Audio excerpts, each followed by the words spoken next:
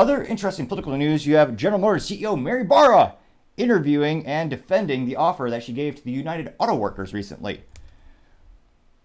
Now, interestingly enough, in terms of being professionalism, CNBC, the last person who interviewed her had the audacity to show up in a dress shirt and a tie.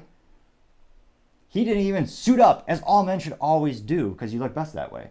And this gentleman, the interviewer, did have the fortitude to actually put a modicum of effort into meeting a CEO.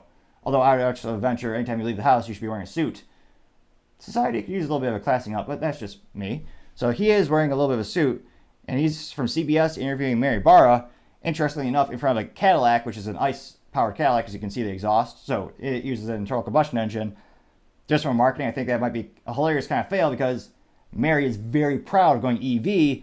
She wants Cadillac to be the first brand of the 4 brands they own. The 4 brands being GMC, Chevrolet, Buick, and Cadillac.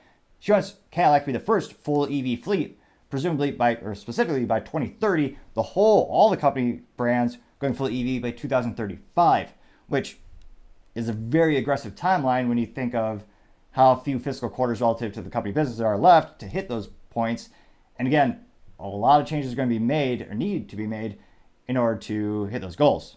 But without too much further ado, I'll play the clip. And then I am appreciating if you have suggestions for new software I could use for real-time production picture-in-picture. I would really appreciate suggestions. I've looked at forums and I've tried a couple, but I don't know if it's because of the specific brand of webcam that I'm using. It's a 4K Razr camera. I don't know if it's just not compatible with the other brands, but the camera either doesn't work or it crashes when I'm trying to do the picture-in-picture. So any feedback you have, really appreciate it. And that's how we can make the show better together. And also it does help if you take the time to like as well as subscribe to the channel. Of course. Thank you. Tony, good morning. We want to get right to Mary. Mary, thank you for being with us here on CBS Mornings. Having your plant in Missouri offline, 4,000 workers or so on strike, what does that do for General Motors' ability to keep production lines moving? Well, at Wentzville, the line's not moving, and we build 3 very important products there. Just launched the Chevrolet Colorado and the GMC Canyon. These are mid-sized trucks that are in very, very strong demand. They're great vehicles, as well as our cargo van that's been in strong demand for over a decade. So this is going to have an impact, especially when you look at the demand of these vehicles. We have some in the field, and we're going to continue to work to meet customer needs, but this has an impact. In addition, some of our plants, even assembly plants, have what we call contiguous stamping plants next to them that might service other plants. So this is going to have an impact probably beyond just Wentzville. I think one of the things that people have heard the union say is that if there was a strike, it was because automakers didn't come to the table with a good enough deal. How do you respond to that? Well, first of all, we've been at the table since July 18th. We received over 1,000 demands, and I'm proud of both bargaining teams that they've been working through all of those demands. Now, I would really appreciate it. Again, I know we have some people from the UAW tuning in. I appreciate your experiences and your comments because, again, more data the better, and it makes everything more interesting. We've heard this a couple times from different sources saying GM's gotten 1,000 demands from the UAW.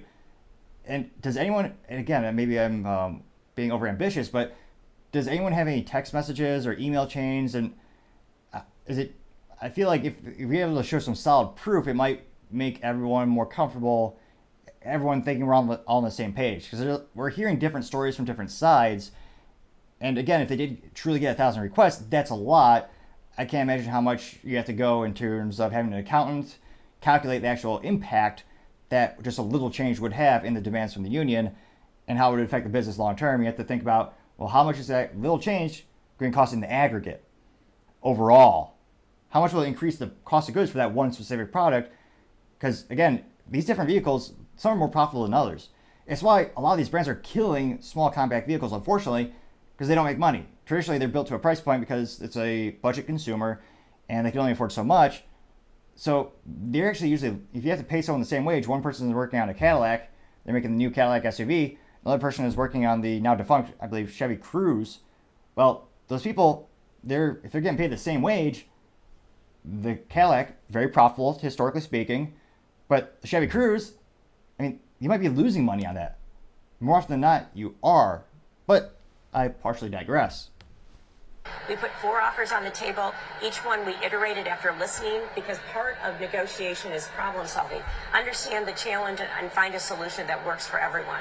I'm very proud of the offer that we put on the table last night or yesterday, because it's a record from a gross wage increase perspective in our 115-year history, as well as maintaining strong healthcare, world-class health. Okay, so I don't know why they're putting it on the screen, but she's not bringing it up. So the wage offer was a 20% increase over 4 years and 10% raise in the first year. Healthcare, world-class healthcare that our employees enjoy. And I think one thing that's very important is from a job security perspective.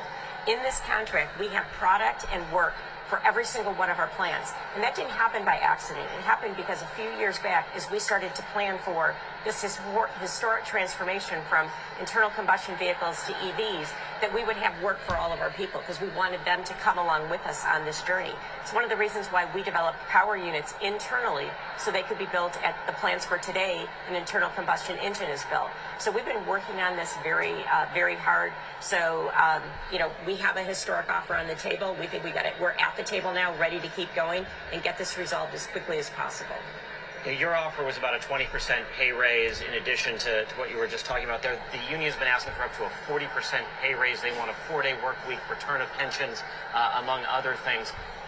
Why not just give them what they're asking for? Because one of the most important things, and my responsibility that I take very seriously, excuse me, is we have to make sure the company's going to succeed for the next 115 years. And that means we need to invest in the products you see around me.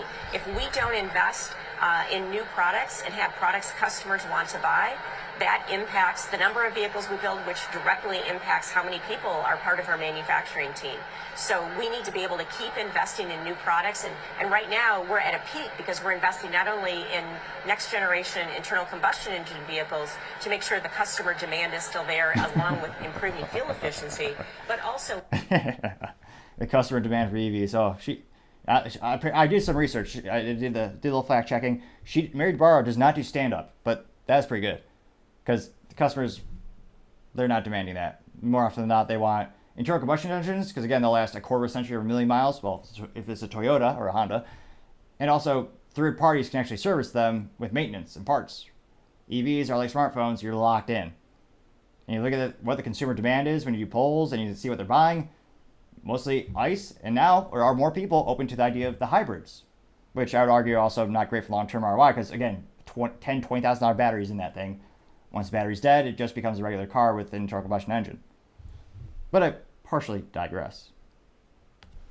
In brand new EVs. So this is a critical juncture where investing is very important. One of your competitors said the deal that the UAW wants would push them into bankruptcy. Can GM be successful if you met all their demands? Actually, no. The demands, which has been said, and we said, for the life of the contract, the initial demands were over $100 billion. We still have a ways to go with the offer they put on the table last night. I was going to say, I'm sure the UAW doesn't want you. They definitely don't want to do the work in terms of like calculating how much it would have in terms of the impact on the business. Interestingly enough, I had so she's saying it would cost the company $100 billion for GM. I saw 2 different articles when I was doing the numbers a couple weeks ago. They're saying it was about 80 billion, and one or two did say 100. Either number, that's a lot of money. Mary, real quick, the UAW has made a big play about CEO pay. You're very well compensated, reportedly nearly $30 million. If GM can afford to pay you, and that's your total compensation, why not pay the auto workers that 40% raise and just get this done? Well, when you talk about executive comp, for instance, my comp, over 92% of the compensation is performance linked. In addition to the 20... the opposite of unions. She said this word called performance linked. Whereas traditionally, unions, you get paid more based on tenure. percent increases in salaries that we have on the table right now. Our employees have been enjoying profit sharing for several years, and through the last few years... Now, if you're a UAW member for the GM company, let me know. Do you see these profit sharing? Because I've heard it more and more. I'd love to see, this is the first time I'm hearing this in terms of watching the video. Maybe she'll go into the percentage of how many of the workers receive it and what values that is. But I've heard different results from the different big 3 brands in the comments. So I'd love more data. Do you see a lot of that? Or is it pretty rare? What are the conditions put upon it? Again, I'd be fascinated to see what your experiences are in a situation. It's been record profit sharing. And so the way that General Motors is set up is that when the company does well, everyone does well. Mary Barra, thank you so much. I got to send it back to New York. Guys? Chris, thank Interesting interview. Again, I wish she had all the data in terms of, like, when she said, why don't you got a X% raise, why don't you increase the wage workers by that? To which, if she, again, more ammo the better when you're having a debate, or, and I know this is an interview, so it's not so much as a debate, but people are asking that question more and more. And if you want, I'm thinking about doing a whole breakdown of all the big three executives' compensation, and then we can compare what a percent increase would be for the executives versus the aggregate of all the UAW members. If that'd be something of fascination to you, let me know in the comments. I'll put that together. And in terms of, she should have the numbers by now where she could say off the bat, because again, just like in Shark Tank, if you're an executive or a business owner or an entrepreneur, you need to know your numbers to the T, or more accurately to the penny, perhaps. Personally, with my tech company, when we do drop-offs, where it's a little thing like prospecting, you have a little box and you put some knickknacks in there, a one-pager about technology. I calculate the cost to the penny. I actually calculate how much it costs to use packaging tape per drop-off. Incidentally enough, it is 3 cents per drop-off. Quite literally down to the penny, I keep track of that. So she should definitely know. Everyone knows the percentage of increase she got from her salary. That's on every newspaper around the globe. She should be able to confidently say, yes, I got a 18 whatever percent increase.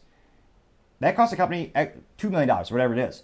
If we did that for the UAW, for all employees of the UAW employees who work at GM, or I would say members who are employees of GM, if you did that for all that, that would increase it by billions, or whatever the number is.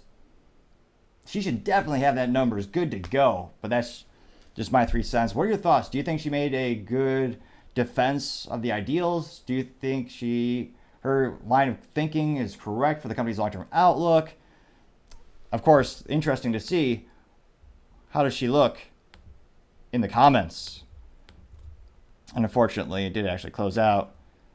So I apologize if there's a pop-up advertisement, unless it's on mute. Got lucky today. All right. Now, in terms of the comments, this video got 20,000 views, posted by CBS Mornings. Got 182 likes. I suspect the YouTube comments, again, I would love to see the demographic data if I owned Google or YouTube, of like the average job, like who's tuning in, their job, we get some of that into geographic location, but it'd be fascinating to see more of that data of what makes up the comments. I'd venture to say more people working hourly wages would watch YouTube. I actually don't know. It might be a 50-50 split between career paths. Like for GM specifically, do the same equal number of UAW members or warehouse workers and assembly line workers, is that number or percentage the same as the executives and the salaried employees? Do they both watch at the same rate? That'd be fascinating to see. I have no idea. Let me know in the comments. I'd love to hear all your experiences. Now, it looks like the most popular comment by number of likes comes from Mr. Broderick Williams, 9002. Sounds pretty fancy. And this person says, quote, "She mentioned customers a few times. Your workforce is your most loyal customer base you have, because if you can afford to buy a car, they're going to buy what you make," unquote.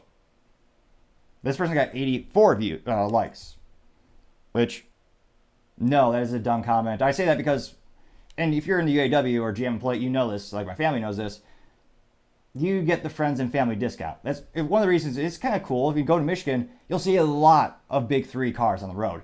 You're not going to see a lot of Japanese vehicles. You'll see a lot of Fords, a lot of Chevys, which is a GM product. You'll see a lot of Chryslers. It's because if you work there, you get a special friends and family discount to purchase the vehicle. That's the only reason they sold any of the Cadillac ELR, which was just the Chevy Volt with fancier leather, only 2 doors. Granted, it did look quite attractive. It was a beautiful design, I believe. But that comment, I don't know if this person just doesn't work in the automotive community. I understand the concept they're saying, but again, not really accurate. Now, let me see here. Someone by the name of Duncan Bleak, 3819, fancy name. She said, or this person says, "Power concedes nothing without a demand. It never did and never will. If there is no struggle, there is no progress," unquote. And this person actually quoted Frederick Douglass. And he says, or presumably he says, "Stand with the workers." All right, he got 62 likes. Someone by the name of Ron Kirk said, quote, Mary Barra took home $29 million last year in compensation. That is obscene greed, and public policy allows this to happen, unquote.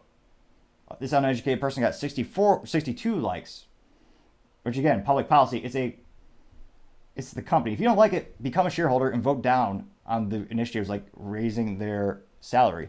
This is the free market. Now, someone responded to that by the name of David Miltek, 6647. This person said, quote, "So what, is she a CEO or a janitor? Her decisions can mean a difference between a company becoming successful, running, or shutting down. So what if she got 29 millions? Divide that 29 million by the number of workers, which is 167,000. You get $170 per worker. Big deal. It hurts you to see others making it. Now workers should get paid, but their demands are ridiculous and childishly high.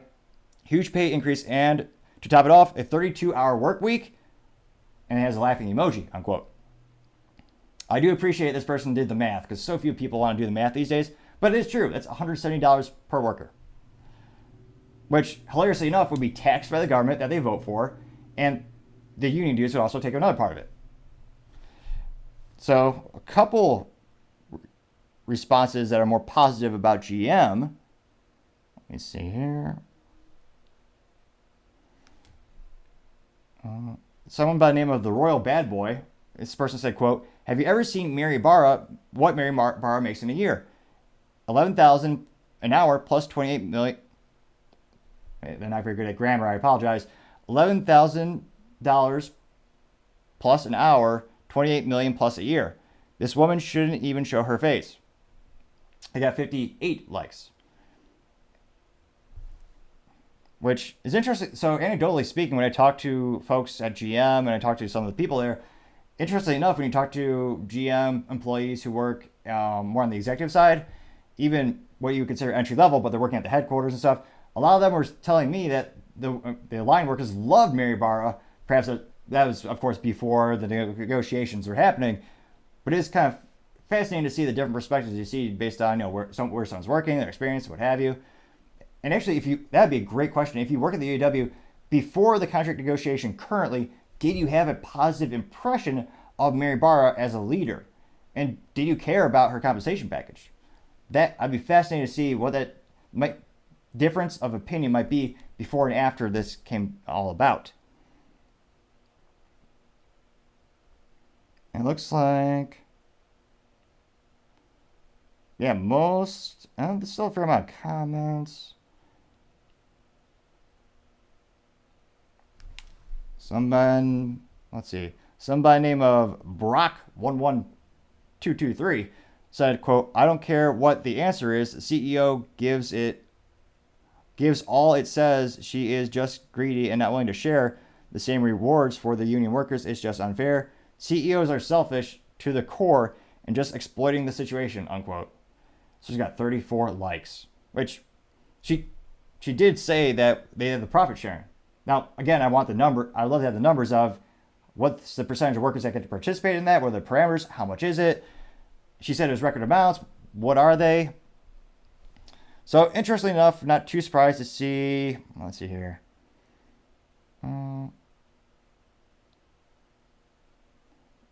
I'd say about 70% are negative, or 70% of the comments in the YouTube video of that are against Mary Barra, and about 30% are for Mary and General Motors. So interesting enough, let me know, does this change your opinion of her? Do you think she did a good job in the interview? I'd love to hear what you have to say. Thank you again for taking the time to tune in. Again, I know it's ambitious, but we're trying to get to 4,000 subscribers by the end of September. So if you could click that subscribe button, I would greatly appreciate it. Also, all of the comments help the channel grow and develop, and the feedback is much appreciated, whether it's critiquing how I can improve my speaking abilities, or it's suggesting new software where we can do picture-in-picture in real-time production, so we could incorporate some of these clips into the production of the show as well. All the feedback is greatly appreciated. And of course, leaving a like also helps with the algorithm and gets more people to tune into the show, and it helps out as well. Also, and lastly, don't forget to take the time to tell your family, tell your friends, tell your coworkers, heck, tell your enemies, tell anyone and everyone. Just stay safe and fight the good fight.